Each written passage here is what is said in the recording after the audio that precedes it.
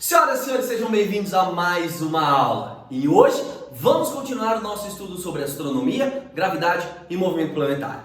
Na aula passada, a nossa abordagem foi a respeito do contexto histórico, de como essas ideias foram se desenvolvendo ao longo dos tempos para a humanidade.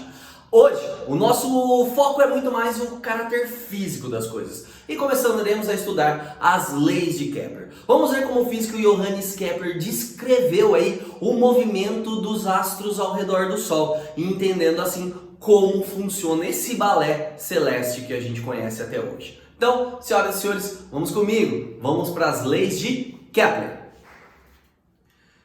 E a primeira lei de Kepler, conhecida como lei das órbitas, é que nos mostra como o balé celeste foi visualizado por ele.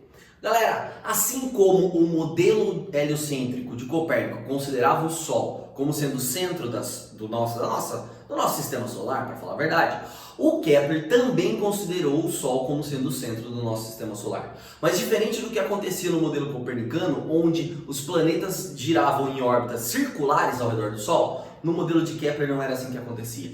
A órbita ao redor do Sol feita pelos planetas era uma órbita do tipo elíptica, com o Sol localizado em um dos focos dessa elipse. Moçada, então a primeira coisa que a gente tem que aqui entender, para entender a lei das órbitas, é o que vem a ser uma elipse. Pessoal, então você já deve ter visto por aí, em algumas situações, o pessoal usando um barbante para se construir uma elipse. Como assim, Rodrigo? Então você pega, por exemplo, um preguinho, fixa esse preguinho numa parede, em dois pontos afastados um do outro, então dois preguinhos, certo? E você pendura um barbante aqui assim, ó, entre esses dois preguinhos. Você então pega uma caneta, pode ser um pincel atômico como esse aqui, ó, e você estica o barbante, certo? De tal forma que esse pincel então vai utilizar o barbante para descrever esse movimento. Então a hora que a gente coloca a caneta aqui, ó, ela estica bem esticadinho esse barbante, certo? Então imagine que a caneta agora está aqui, ó.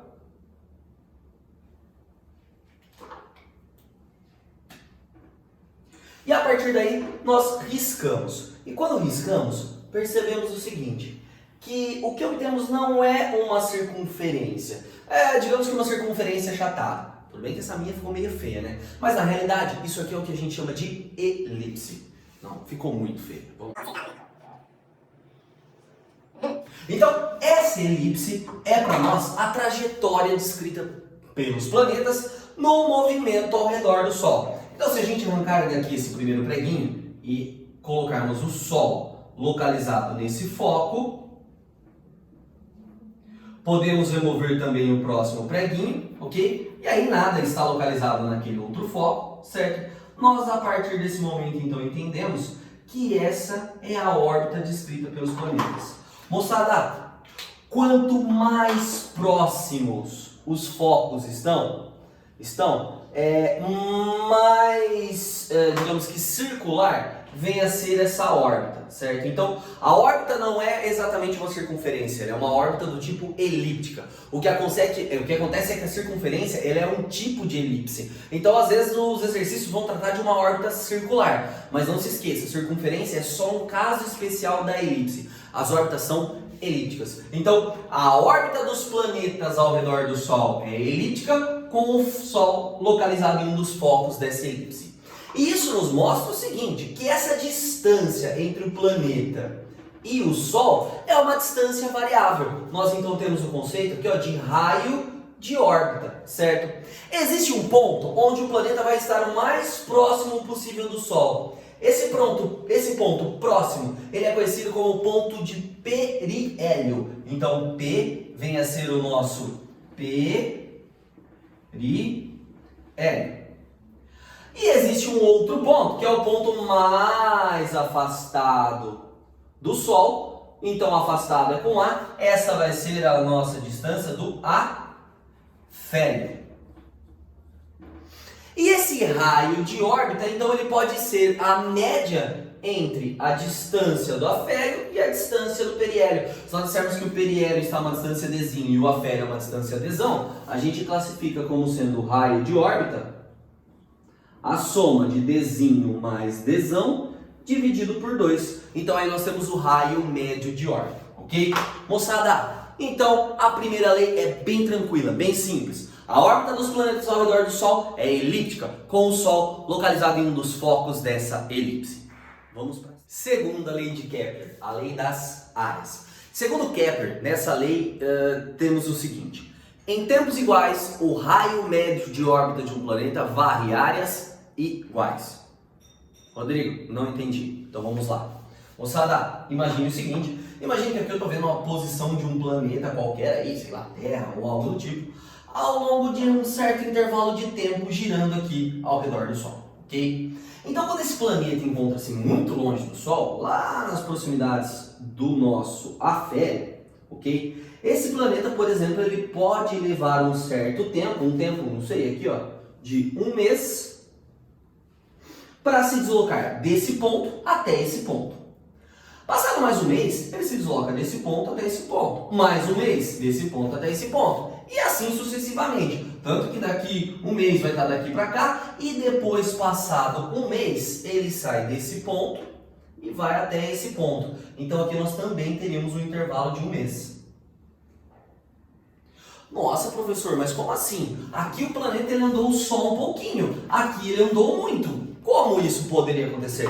É porque, pessoal, quando o planeta está mais próximo do Sol, ou seja, na região do periélio, ele está muito mais rápido. Então a velocidade do planeta aumenta porque o valor da gravidade aumenta. Então aqui ele consegue percorrer distâncias maiores. À medida que o planeta vai indo em direção ao afélio, essas distâncias tornam-se menores. E a gente então diz o seguinte, que esse raio médio de órbita, ele varre uma certa área. Ok? E essa área ela é varrida em um certo intervalo de tempo. Então vamos assumir aqui ó, que eu tenho um intervalo de tempo ΔT aqui, ΔT1, e que aqui eu tenho varrido a área 1. Desse lado de cá, o raio médio de órbita também varreu uma certa área, uma área 2. Então aqui vamos marcar uma área 2. E esse é o intervalo de tempo ΔT2.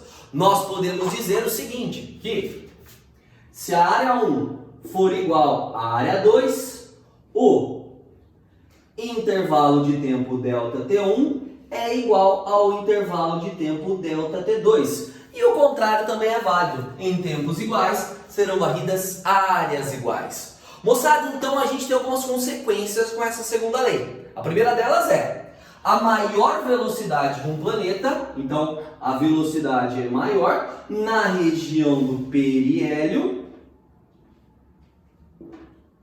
e ela é menor na região do afélio.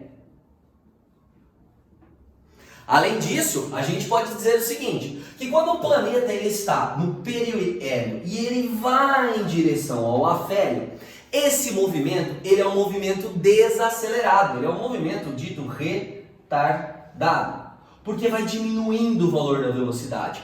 Mas quando o planeta ele está vindo do afélio para o periélio, então vamos marcar aqui o ponto A e aqui o ponto B, esse movimento justamente ele acaba sendo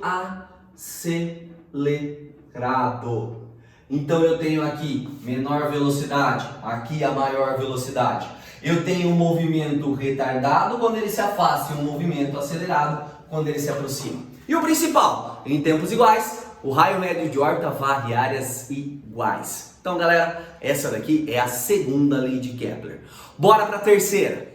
E finalmente, na terceira lei, Kepler nos trouxe a matemática, certo? Galera, baseado principalmente nas observações obtidas por Tycho Brahe, certo? Kepler conseguiu relacionar o tempo necessário para o planeta executar uma volta completa ao redor do Sol, ou seja, o período, com a distância média do planeta até o Sol. Então, pelo raio de órbita. E para Kepler, a ideia era a seguinte, que se nós pegarmos o período de órbita de um planeta ao quadrado e dividirmos pelo raio médio de órbita ao cubo, isso será válido para qualquer planeta, ou seja, isso será uma constante. Então, isso é constante. Professor, não entendi. Então, imagine o seguinte, se a gente pegar o tempo da Terra e dividirmos pelo raio da Terra, tempo ao quadrado e raio ao cubo, nós conseguimos comparar com Marte. Então vai ser igual ao tempo de Marte ao quadrado dividido pelo raio de Marte ao cubo.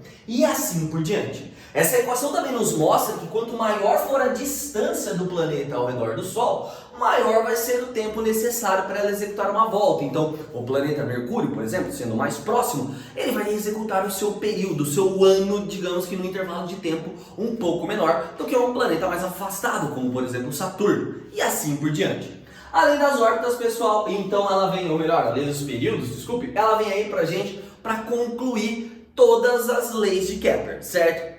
De verdade verdadeira, Kepler tentou anunciar uma quarta lei, mas essa aí não deu muito certo, onde ele tentava relacionar os períodos de rotação também dos planetas e acabou não obtendo êxito. As suas 3 primeiras foram perfeitas, funcionam muito bem e por isso é com elas que a gente fica, certo? Então, senhoras e senhores, lei das órbitas, lei das áreas e lei dos períodos. Essas são as leis de Kepler. Agora a gente aplica tudo isso nos exercícios. Eu vejo vocês no próximo vídeo. Um beijão para todos e tchau!